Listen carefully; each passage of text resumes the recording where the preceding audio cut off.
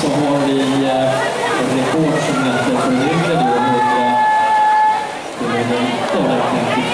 52-67. Det är Malmö och i den modellen då 120-159, 51-56. Så det är rekord, så det är också Malmö som har.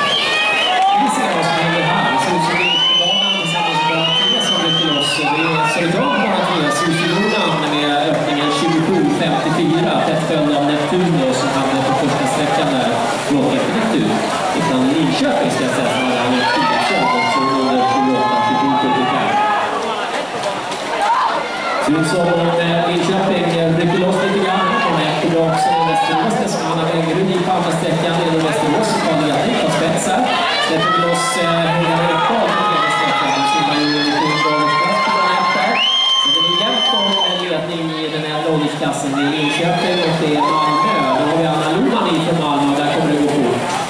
Vi har en bästa tid, bästa sträcka, andra sträcka på bana 5. Det är Malmö det. Så 28-64. Det var Malin Svensson. Så har Anna Loman på väg upp i ledning. Anna kommer att släppa in Nathalie Larsson på sista sträckan. Malmö är i den här åldersklassen och ganska överlägset nu. Anna simmar sin sträcka 27-43. Västerås hänger bra med. Då har vi Johanna Johansson på sista sträckan. De simmar inte samma åldersklass, men bra med där. Får in den åldersklassen just nu. Södertälje med Mikael Lindberg på tredje sträckan.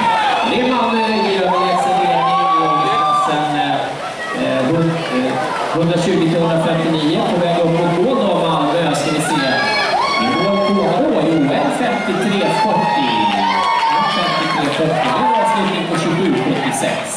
Får det då där i den åldersklassen Södertälje. Erika Lindborg får upp Södertälje till en andra plats än 59-6. Och Västerås då som simmar den egen ålder.